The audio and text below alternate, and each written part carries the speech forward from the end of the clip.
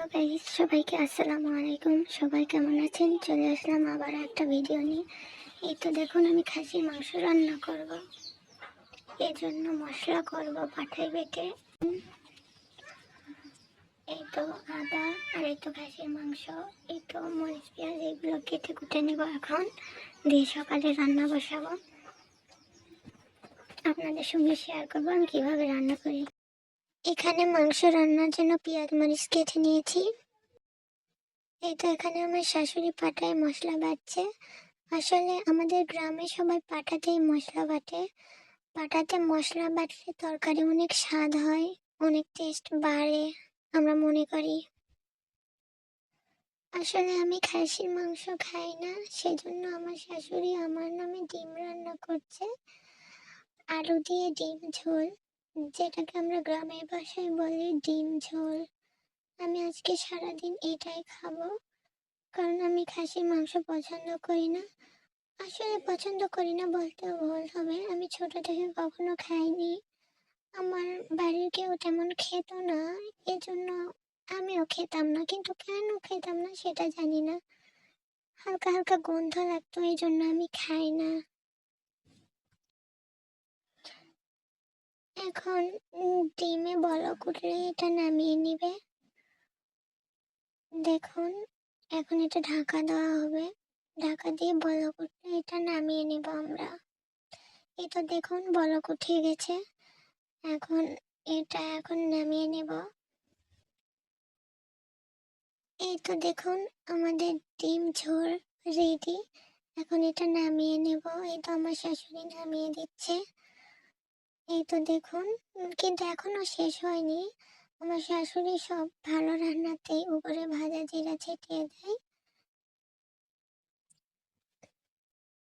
এই তো দেখুন, উপরে ভাজা জিরা ছেটানো হচ্ছে। এখন এটা কমপ্লিট। এখন খাসির মাংস রান্না হবে, চলুন দেখি কিভাবে রান্না হয়। এখানে খাসির মাংস রান্নার জন্য পেঁয়াজ মরিচ কষানো হচ্ছে। আসলে আমার শাশুড়ি সবসময় মাংস এভাবেই রান্না করে, আগে পেঁয়াজ মরিচ কষিয়ে তারপর মাংস ভেজে নেয়। এভাবেও স্বাদ লাগে, কিন্তু যখন কুরবানি হয়, আমরা কোরবানি যখন দিই, কোরবানির বেশি মাংস পাওয়া যায়, তখন একবারে মাংসর সাথে পেঁয়াজ মরিচ সব কিছু মেখে দিয়ে রান্না করা হয়। ওটাও একরকম স্বাদ লাগে। আসলে কোরবানির মাংসের স্বাদই আলাদা থাকে। কিন্তু আমরা যখন বাড়িতে মাংস রান্না করে খাই, তখন এভাবেই রান্না করি। এভাবে রান্না করলেও অনেক টেস্ট পাওয়া যায়। এই তো দেখুন, পেঁয়াজ মরিচ নরম হয়ে আসলে এখানে মাংস দেওয়া হবে। আপনারা সবাই দেখতেই থাকুন। এখন পেঁয়াজ মরিচ নরম হয়ে আসছে, এখানে মাংস দিয়ে দিচ্ছে। মাংস দেওয়া হলে পেঁয়াজ মরিচের সাথে মেশাবে। এখন মিশিয়ে কিছু মশলা অ্যাড করবে, যেমন যেগুলো মশলা আমরা পাটাতে বাটলাম, ওইগুলো মশলা দিচ্ছে। দেখুন, মশলা হলুদ, মরিচ, শুকনা মরিচের গুঁড়া, লবণ, এইসব দিয়ে ভালোভাবে মাংসগুলো ভেজে নেবে। ভেজে নিয়ে তারপর পানি অ্যাড করবে মাংসতে। তার আগে মাংসতে পানি অ্যাড করা যাবে না। এইভাবে রান্না করলে অনেক স্বাদ হয়, সেজন্যই আমার শাশুড়ি এইভাবে রান্না করে। আর খাসির মাংসতে তো গন্ধ হয় এক ধরনের, এইভাবে রান্না করলে ওই গন্ধটা পাওয়া যায় না। বিশেষ করে খাসির মাংস এজন্য এইভাবে রান্না করে। দেখুন, ভালোভাবে ভেজে নিচ্ছে। ভেজে না হলে এখানে আলু অ্যাড করবে, আলু অ্যাড করে একটু ভাজবে, ভেজে তারপর পানি অ্যাড করবে। এখন মাংসতে আলু দেওয়া হচ্ছে। আসলে আমরা গ্রামের মানুষ, মাংসতে আলু খেতে পছন্দ করি। এটা কেউ খারাপ চোখে দেখবেন না, আলু কোনো খারাপ জিনিস না। আর সকলের মুখের রুচি এক হয় না।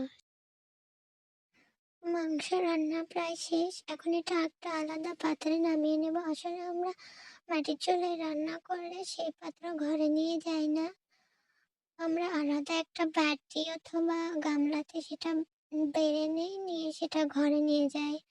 কারণ মাটির চুলায় রান্না করলে পাতিলের তলায় অনেক কালি থাকে, সেটা ঘরে নিয়ে গেলে ঘর অপরিষ্কার লাগে।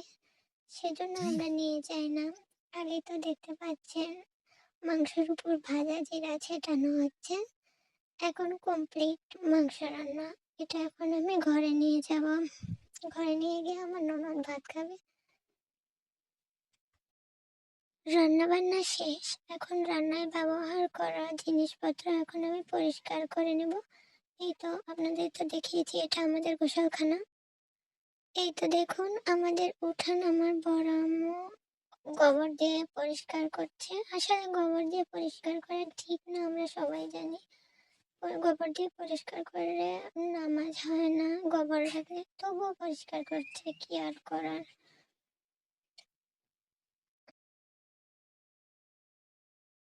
আমার ননদ এখানে ঢাকনা খুলে খুলে দেখছে কি দিয়ে রান্না করছে। এই তো ডিম ঝোল, এটা খাসির মাংস, আর ওখানে ছোট মাছের তরকারি। আসলে ও খেতে বসবে সেজন্য দেখছে সব। এই তো দেখুন আমার ননদ এখানে খাবার বাড়ছে খাওয়ার জন্য। আসলে ওর নাকি মাথা ব্যথা করছে, সেজন্য ও খাবার খেয়ে ওষুধ খাবে।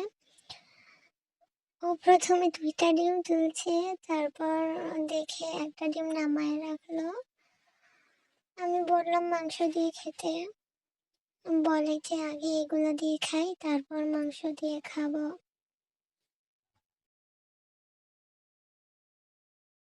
এই তো দেখুন আমার কাকা নতুন একটা গরু কিনছে। এই গরুটার দাম নাকি ৭৫,০০০ টাকা।